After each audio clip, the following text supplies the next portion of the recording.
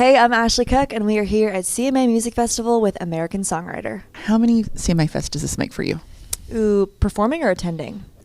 Either one. Either one. Attending, I want to say probably 6 or 7.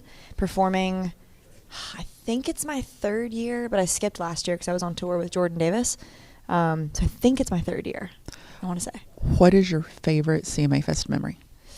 Ooh. Or moment? Either my first time playing Riverfront. Actually, I take that back. I got to play on the Spotlight stage in Nissan 2 years ago, and there was a moment where I asked the crowd to hold phone flashlights up, and seeing Nissan light up it was 2 years ago, so I hadn't had a #1 song yet. It was still very much, very brand new in it all, and so seeing that happen was so special, and I will never forget that moment. It was like foreshadowing for what was to come. Yeah, it was really cool. It was just looking around to seeing a stadium. I haven't gotten to play a stadium yet as like a show, so it was very cool and just a really cool moment. That's awesome. Yeah. What are you looking forward to most this year at CMA Fest? Honestly, last night was so fun. I got to go see Kelsey play at Nissan, one of my great friends, and she's just phenomenal. Got to see Parker McCollum.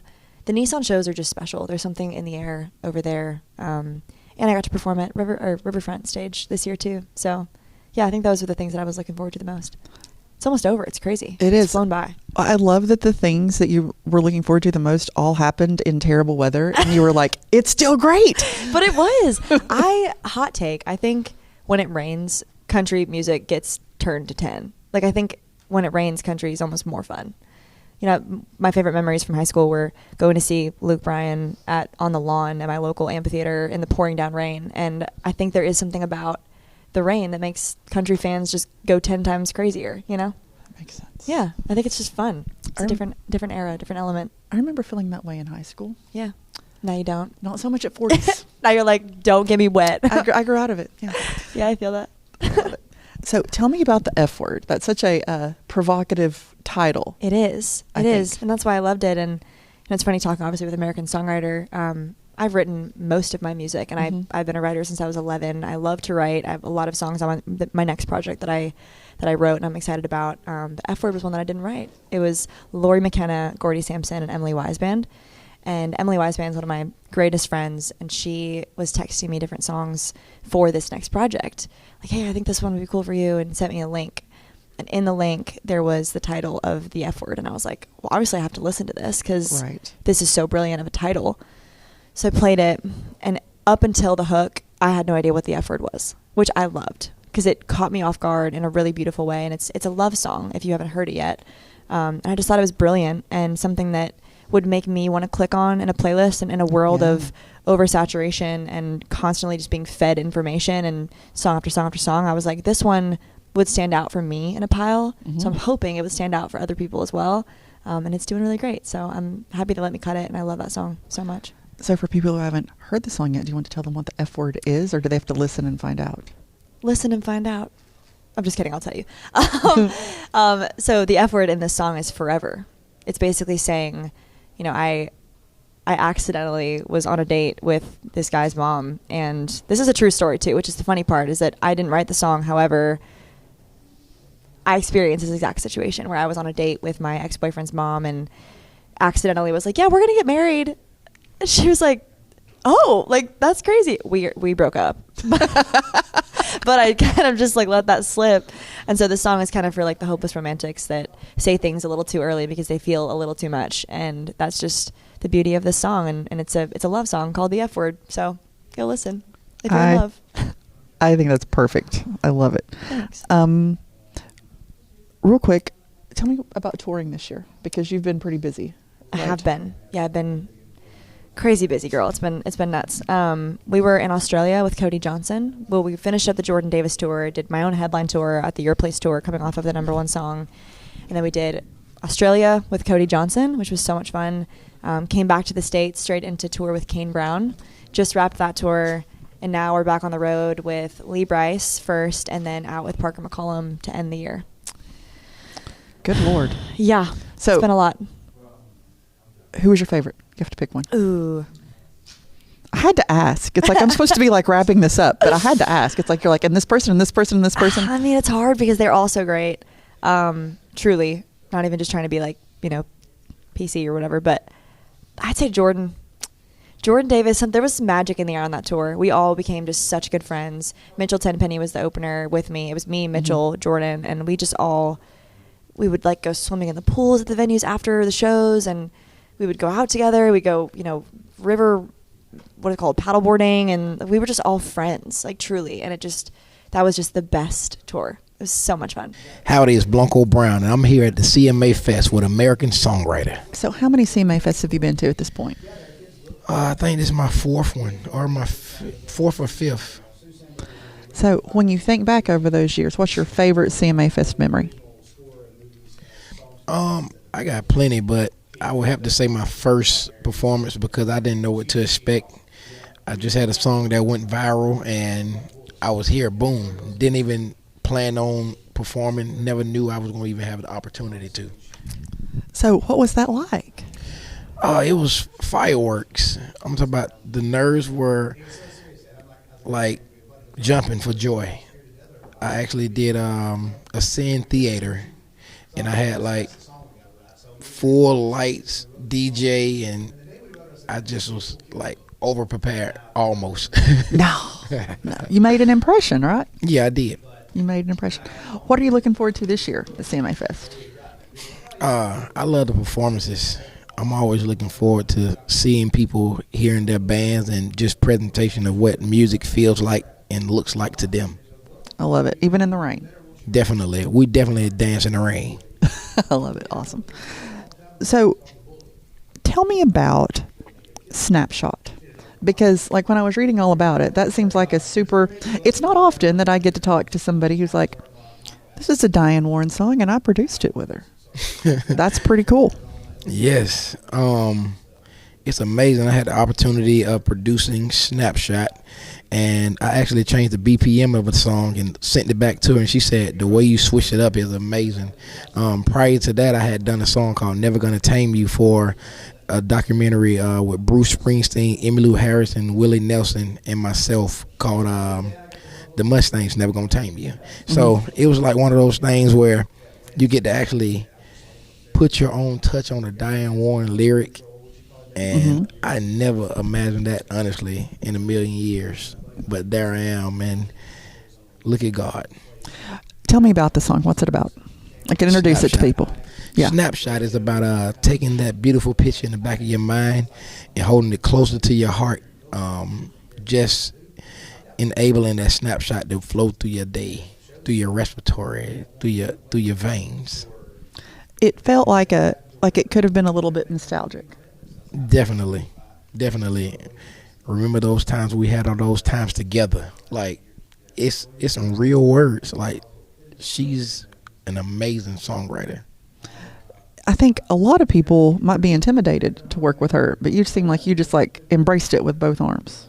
Yeah. I ain't intimidated by nothing but God. That's a great quote. Yeah. That's a great quote. And then talk to me about Cedar Walls and Whiskey, because that's your new, like the second half of your EP? Is that? Yep. Cedar Walls and Whiskey. Cedar Walls is like a nostalgia thing and memories. Like growing up, I had cement walls, and when I would go over to my family house, they had cedar walls, so it was a soft place. Like I had brick by brick. Even my floors were brick. So Cedar Walls took me away from the hood, and it put me in another space. I was just like, this family member got some real money, because I ain't had to deal with them brick by bricks. And whiskey, you feel that whiskey in your chest when you take a shot, or you get some whiskey in a drink. And I just wanted people to feel my music in their hearts, even though I don't drink at all. I love it.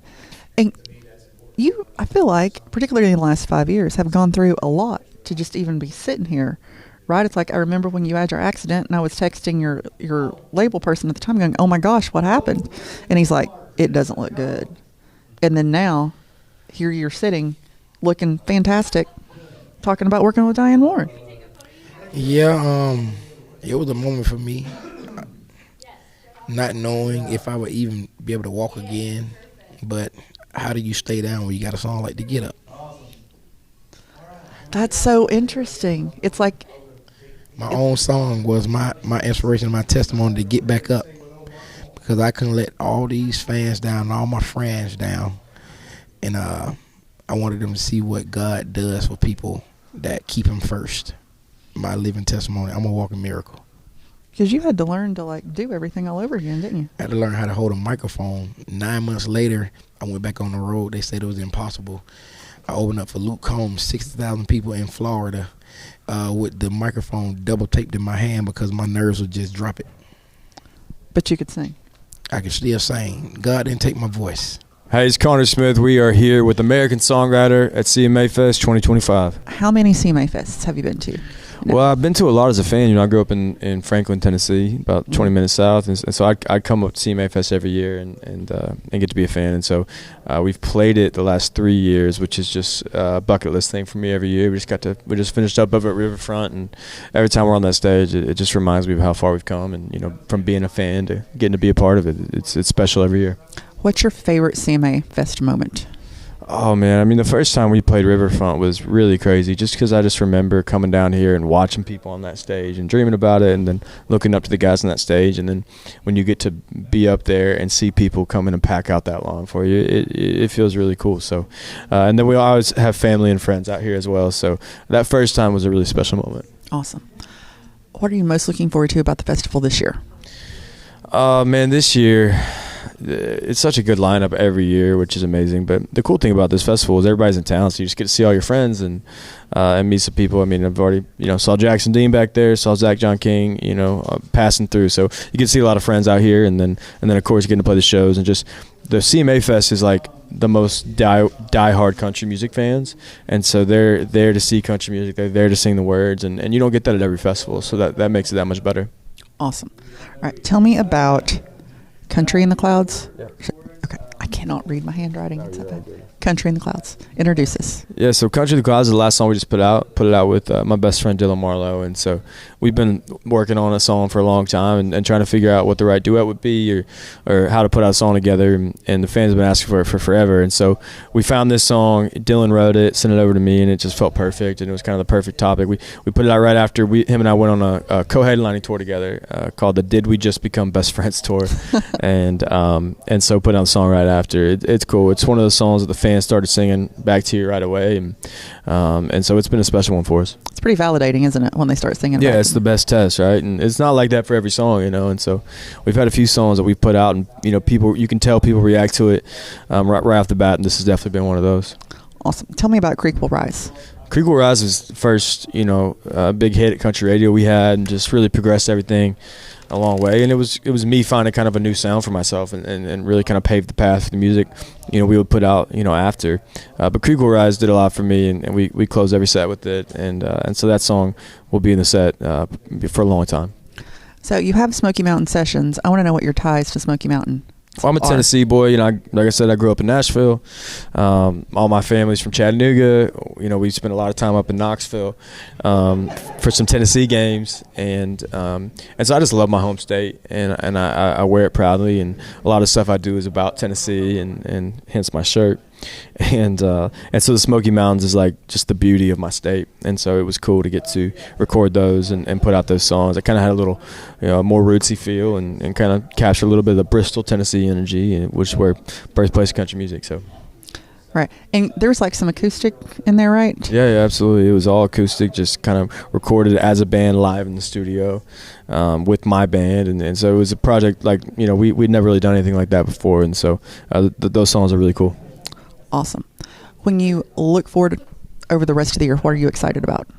Yeah, we got a ton of new music that we're working on right now. It's going to get to come out soon, and a ton of shows. And I think right now for me, it's just this next chapter, who I am as an artist, is presenting that the right way through the music, and keep feeding the fan. And the fans have been so good to us; they've been with us from the beginning and stuck through all the iterations and different sounds and different records we've put out. And so I'm excited to finally give them some brand new music. What's up? This is Cooper Allen. We're here at CMA Fest with American Songwriter.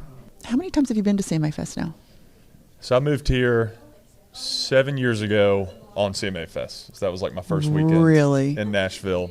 I remember seeing like Big and Rich for free out where the Dr. Pepper amp stage is. I remember that show. Yeah, it was like a Monday or Tuesday. So yeah, 7 years of it. This is my 4th year playing. So, what's your favorite CMA Fest memory? They're all great. But I think that first year when we played it, Are they really all great though, Cooper? They're all hot. Yeah, all the shows are fun. But the first year was like we just had, it was our first CMA Fest, and you Right. don't know if people are going to show up, and we had an awesome crowd, and it was over at that like the Chevy Vibe stage or whatever Hall of Fame Park is. So that was really, really cool, and just like this feels real. We'd been touring, but people were showing up at CMA Fest. Like, this is awesome. Yeah, that meant it's working. Exactly. I love it. What are you looking forward to this year at CMA Fest? This, of course. This is why you win. Yeah. This is why you win. Yeah. This is why I'm here. But I'm excited for our set. Riverfront's always fun. I love our slot at like 2:20. Hopefully it doesn't rain. And It's not supposed to, is it? it's supposed to at some point. I thought it was like 6. Let's go with that. We're going to go with that. Yeah. Yeah. Got a bunch of family in town, which is always fun, and just kind of getting some good chill time with brother, nieces, nephews, parents, aunts, all that stuff. Love it. So tell me about Holy Ghost.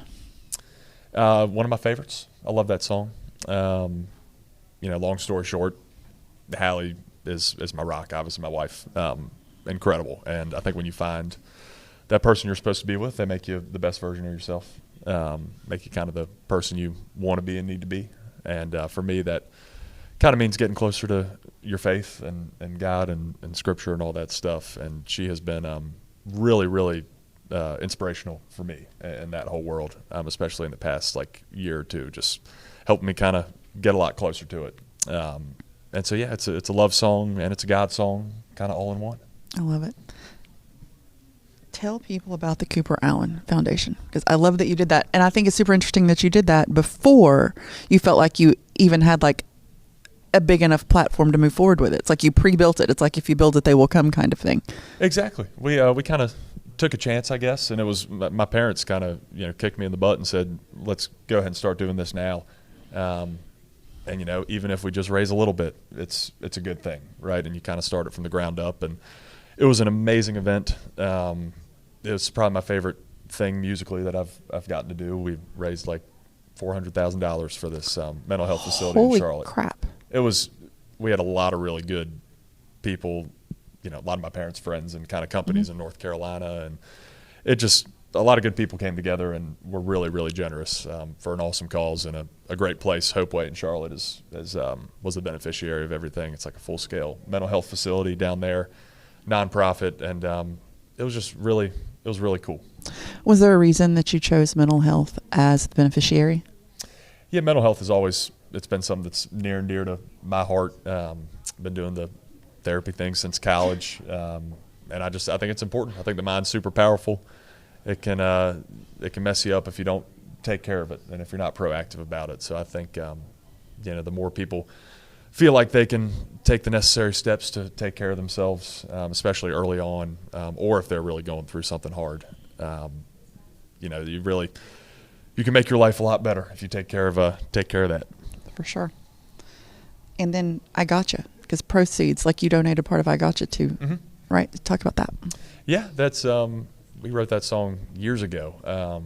Me, Seth Mosley, Victoria Shaw, and we wrote it for a TV thing that they were doing for sports. It was like a sportsmanship thing. And we always kind of figured that song would find a home someday, and when the foundation came around, it just felt right. It kind of had the right message for it and was the perfect mental health song. So it's an honor to have that one out in the world, and glad people dig it. And every time you listen, something good happens. Hello, everyone. I'm Jackson Dean, and I'm here at CMA Fest with American Songwriter. So how many CMA Fest have you been to at this point? 3, 4, 3? 3. 3. Pretty sure it's 3. Yeah. So what's your favorite CMA Fest memory? I feel like you make new ones every time, every year. Most of the time what we remember is sweating out on stage and the endless hopping around. And I don't even get the worst of it, I see other people's schedules and I'm like, I don't know how you're standing upright right now, man. But yeah. So what are you most looking forward to about the festival this year? You know, the year that you're in comes and goes, and then, you know, it's time to start looking towards next year and, like, what's it going to feel like? I heard they switched a lot of things up in terms of the festival itself this year, which I was happy to hear. We've been trying to navigate this whole thing this morning and get to where we're supposed to be, and so far so good. It's flowing pretty good this year, so I was excited to see how it flowed. Oh, that's a very smart answer. It makes life easier for everybody. Tell me about Heavens to Betsy. Heavens to Betsy was written about a mile away from here, up on Music Row, underneath the Carnival building in my pub house, a little outer. There's this place called the Sunroom. It's famous on the Row. It's pretty much our back patio. But I was sitting in there with Benji Davis, and we were writing with Driver Williams that day, and Driver walked through the door, and as a joke, he said, "Heavens to Betsy, boys, what do you think of that as a song title?" And before I could respond, whatever it is in your brain, you know, whichever lobe it is that gives you your imagination,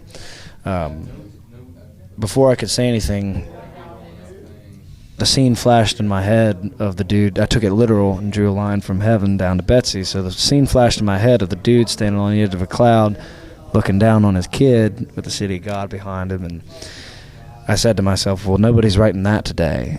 That's true. Yeah, it was just one of those godsends kind of thing. But it was very chill write. We wrote it in like an hour and 15, and it read beautiful on paper, and it's been one of the most organic songs I've ever really been a part of, in terms of the life that it's had, you know.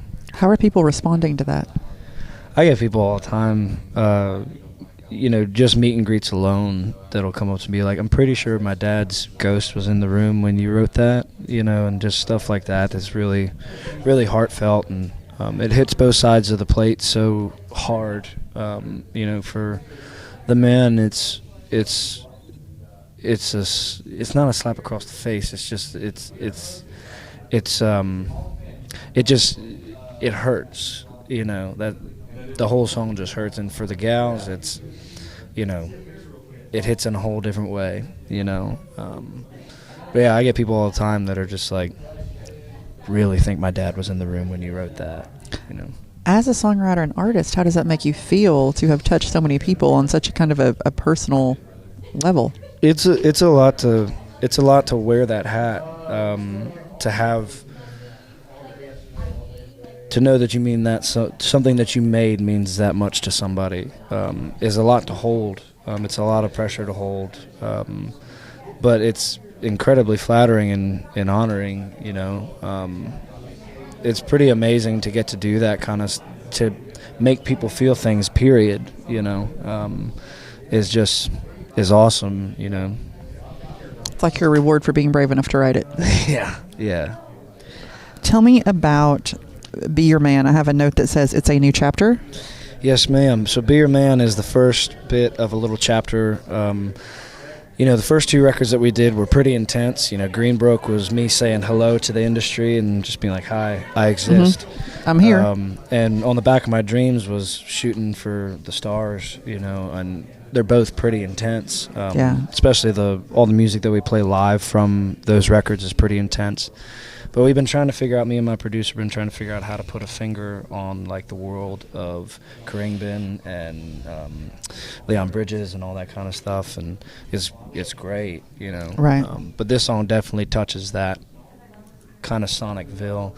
But the next chapter is going to be pretty laid back and pretty groovy, and I think it's going to be really beautiful when it's done. Hola, I'm Mariah here with American Songwriter at CMA Fest. How many CMA Fests have you been to now? This is my inaugural. I even got a pin. Did you really? Yeah, from me at CMA. She literally came to me right before my set and was like, and welcome to CMA Fest. Thanks to your support, we have raised $30 million for music education. And she gave me this pin, and it says inaugural CMA Fest. I wish I had it on me. Honestly, that would be way cooler. But So not only was it your inaugural CMA Fest, but you kind of kicked CMA Fest off, didn't you? It's like, it's Isn't just not that just like the crazy? first one, but you like started the whole thing. it's a lot of firsts This a year. lot of firsts this week. Yeah. So tell me about singing the anthem at CMA Fest this year and what Were that you was like. there? No, I Did was you get to here. catch it? I was in this room. I was here. Okay, I will tell you about it. Tell me about because it. it was a very magical moment. My favorite song in the world is the Star Spangled Banner, which I know is cheesy, maybe not the coolest thing about me, but I have sung it more than any other song in my entire life. And I think part of that is because growing up in Chino, I really only had opportunities to sing in front of crowds at graduations, chili cook-offs, track meets, and it was always the national anthem. And so I've just sung it so many times. I've grown this like nostalgic affinity with it. And 6 months ago, I reached out to a friend who is an arranger here in Nashville with orchestras. And I asked him, I said, have you ever arranged a piece of music for a mariachi band? And he's like, no. I said, have you ever arranged a piece of music for the national anthem? He said, no. So I said, can we do both of those things? And I'm going to find some mariachis in Nashville, and I'm going to have them sing with me for, I think I was singing at the Nashville Soccer Club or something like that. And he arranged the piece. We worked really hard to get it to a beautiful place. And then I went on the hunt. And I thought, because I'm from LA, that I could just Google mariachis and find them. Nashville's a little different. It's a little different. I thank God I have some friends at Plaza Mariachi. I called them up and I said, tell me, give me contacts, give me names. That started months of searching, calling, auditions, meeting up. Sometimes it was just having coffee so they knew that I wasn't fake. I was a real person, Right. All that to say, for the national anthem to culminate the way that it did with the mariachis, with, the steel pedal and my guitarist and the men in uniform behind me flying the colors. It was very difficult to sing that song without getting a lump in my throat. And that song, you cannot have a lump in your throat when you're singing it. So I was like, hold it together, disassociate, beer. It was magical. I feel like you've had such a huge week. What's been your favorite moment this week? Let's take the Star Spangled Banner off the table. Okay, because that probably would have been it. We'll take that off. Probably it'd be a tie between my inaugural Country Music Hall of Fame performance with CMT's Next Women of Country. That was beautiful. But then about an hour ago, I just finished my hard rock stage performance, and that was a 25-minute set with my mariachis, my dancers, background vocalists, and my band. And I actually had my dad join me on bass. Did you? I think I needed that. I think emotionally, relationally, I needed to feel that safety. So I think that performance was the highlight for me. I love it. They just told me to wrap up and we haven't talked about Sombrero yet. Okay. So let's talk about, let's talk about Sombrero. Sorry. No. I could talk to you all day. That's the problem. So introduce Sombrero, kind of tell the story behind it and what makes this song so special. Oh, okay. So when my grandmother passed last November, I was able to take two things from her life, tangible items, One was her ring, which I'm wearing right now and I wear every day.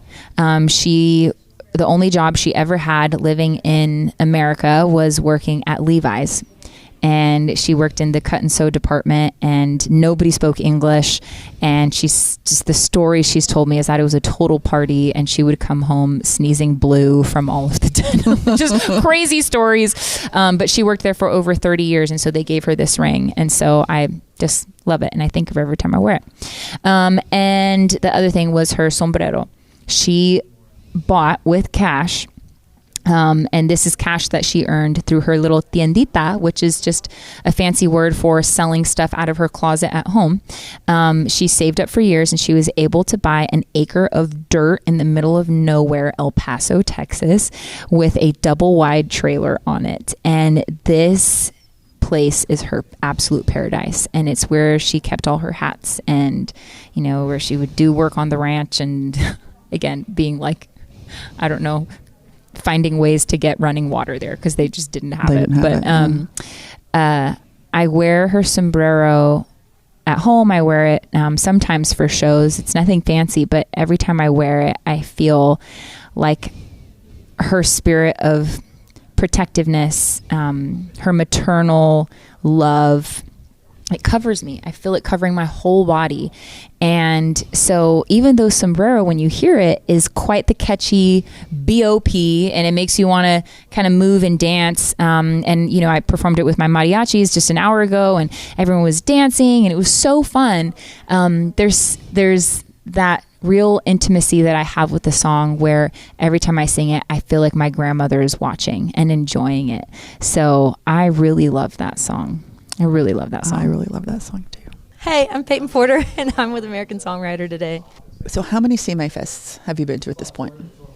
This is my fourth year at CMA Fest, and I never came as a fan, so I just kind of got thrown into it as an artist. Oh, wow. Which is the dream. But yeah, this is my fourth year.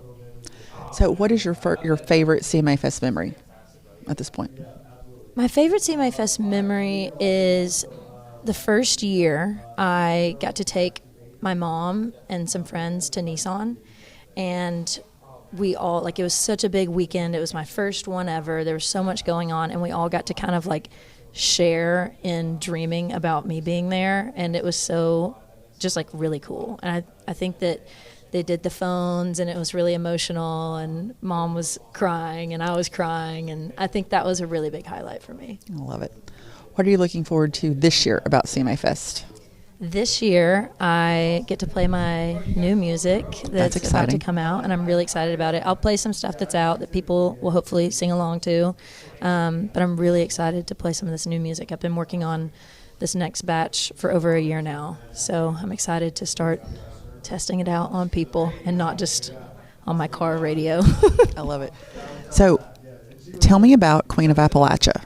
So I grew up in Sevierville, kind of the heart of Appalachia, and I hear that you kind of did too in your Georgia town. So yes, yeah, I'm super excited. I'm from Dawsonville, the bottom of the Appalachian Trail, and Queen of Appalachia was one of the first songs that I wrote that was kind of me just getting sick of writing things I'm supposed to write and just kind of free-for-alling with some of my friends.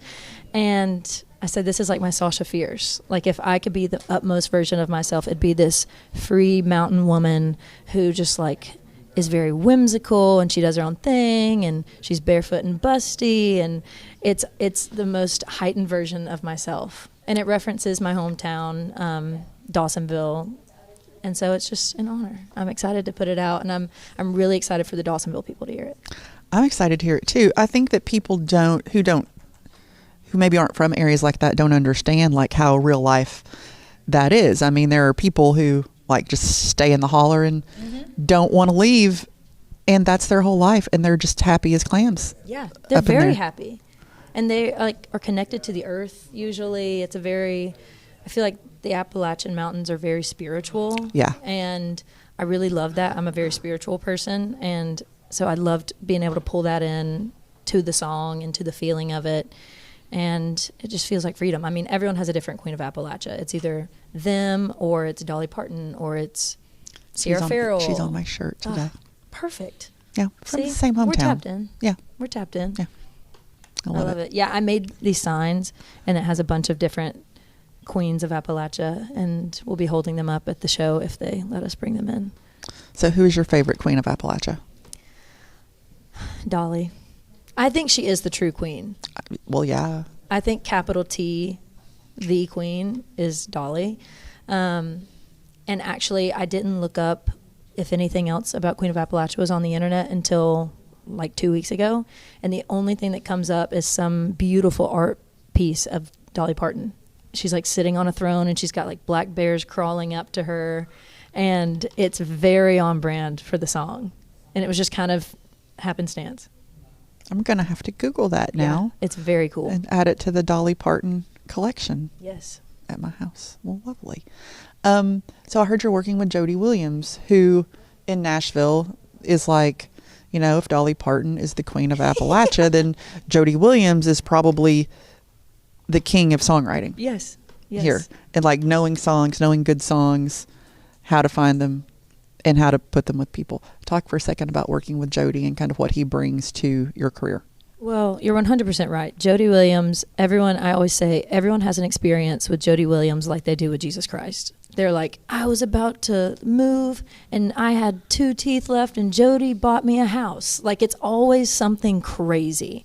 And everyone has one. Like, everyone who knows Jody has an experience like that. And he has such a high bar for great art. And he encourages everyone on our roster to make the highest art they can make, which isn't always what is commercially successful, what the town wants. It's always something that moves us, will move him.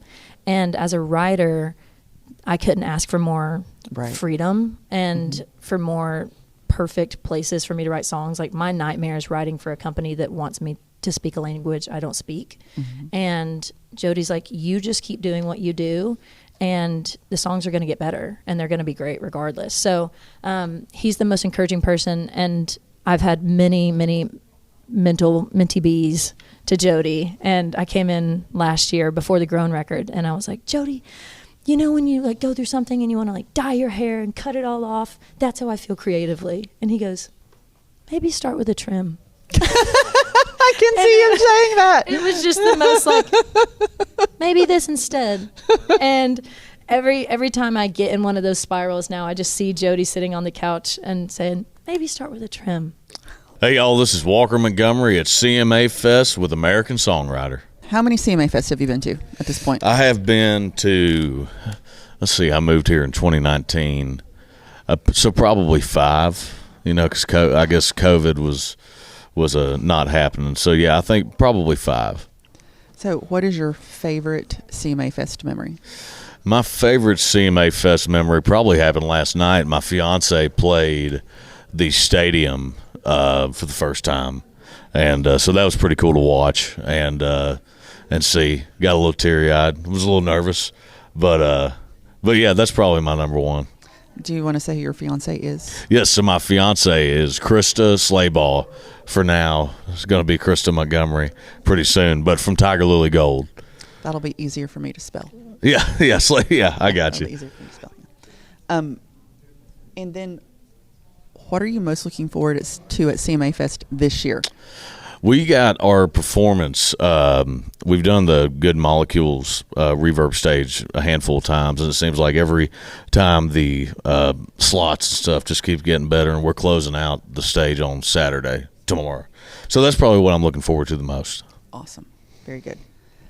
Okay, sir, introduce your new song. I hear it's like almost like a wedding song. It is almost like a wedding song. You planned it or something. I want to be I wish I could say that it was like this master plan, but it was the only song we had left recorded. But yeah, so Nothing Like You Nowhere is a new single, and it just so happens I got engaged last Monday and it came out that Friday. So it was good timing, I will say that. So tell me about it. What's the story behind this song? Yeah, so I've had that. I'm not a writer on that song, but I had that song in my back pocket for about 3 years. And just always loved it, and just it seemed like the right time never came up to record it. But this last time that we were in the studio, we were looking for that last song, and I was like, well, hell, I got one. So we finally got to record it. But it is a good song. I've been looking forward to it coming out. Very good. So what does Krista think about this song? She loves it. She loves it. She knows it wasn't a mastermind plan, but she does really like it. You totally could have taken credit. I could have, but I can't lie to her. I love it. And then tell me about your viral cover of your dad's song. Yeah, so I recorded "I Love the Way You Love Me" last year. Put it out, I think, in September 12th, I think it was. I don't know why I remember that so specifically, but yeah, it totally changed everything for me. The trajectory of my career totally changed my life. My touring got better after that. The shows got better after that.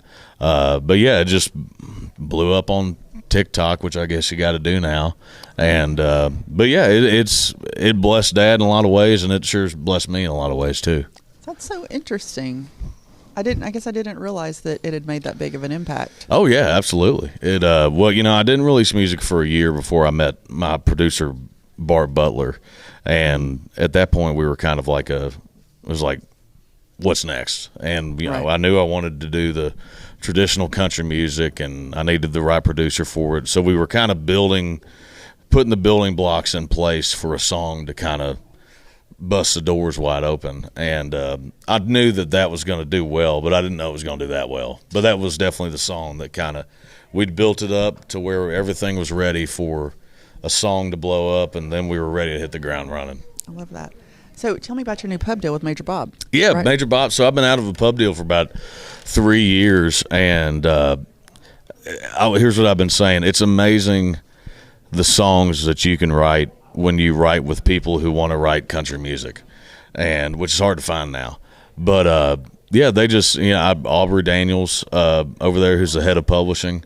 We just met up one day and kind of kicked it off and started talking, and she set up a few rights and just seemed like we clicked really well. So, but yeah, they offered me a deal, and I'm excited to be over there. It's a really good spot. I love Bob. Yeah. Oh, he's a sweetheart of a guy. Yeah. And I love your fiance. Tell me about proposing. Tell me how y'all met, and tell me about proposing. So we met. We were in town. I think she'd been in town for 6 years. I'd been in town for 5 at the time. Never met each other, and we hung out in different parts of town. I was going to bars. She wasn't. She's she's a little. She's smart. Yeah, she's a little smarter than I am. But I did a show in Kansas City, opening up for Drew Parker, and this was November 17th of 2023, and these ladies came up at my little meet and greet that we were doing at the merch stand, and they're, oh, Tiger Lily Gold, all this stuff, and I knew of them, and I knew I liked Krista, and so they started walking away, and I said, well, hell, tell the tall one I'm in love with her. She's the tall one. But Are you serious? yeah, she is a tall one. I just, it's good to clarify that. But about a week, 2 weeks later, she slid into my DMs on Instagram and said, hey, how's Kansas City lately? And went on our first date on December 4th, 2023, and she had me from hello. I was hooked.